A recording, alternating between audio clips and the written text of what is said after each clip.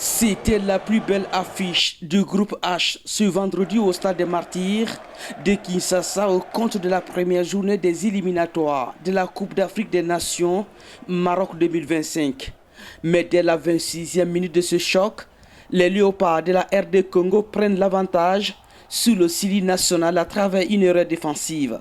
Des occasions s'enchaînent dans les deux camps, mais les Léopards se montrent plus agressifs. À la seconde période, des changements sont opérés pour changer le cours du match, mais sans succès. Devant la presse après le match, le sélectionneur fait le point. Je pense que l'adversaire, dans certains secteurs, nous ont dominés. Je pense que dans l'agressivité, ils ont été supérieurs. Et on n'a pas su répondre sur un des critères. Il n'y a pas tout à jeter. Il y a eu des réajustements tactiques aussi à la mi-temps, où il a fallu être présent aussi sur certains points forts de l'adversaire. À la seconde période, le Sili national devient aussi agressif. L'animation change, mais le filet ne vibre pas. Mais pourquoi? Je pense que c'est pas une histoire pour moi de personnes ou de noms. Je pense que c'est plutôt dans l'animation.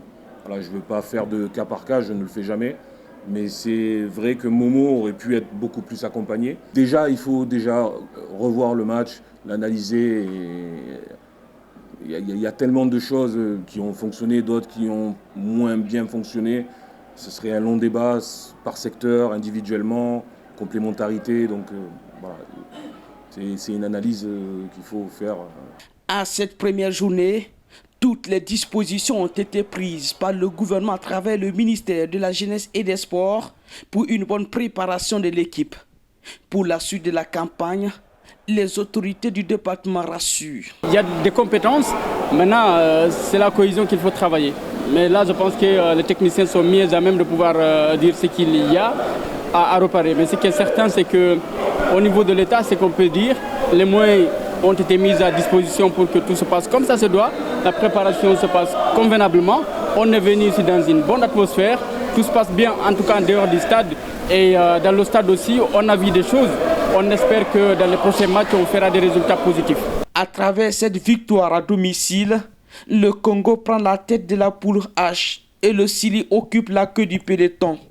Sa deuxième sortie est prévue le 10 septembre à Yamoussoukro, où il recevra la Tanzanie.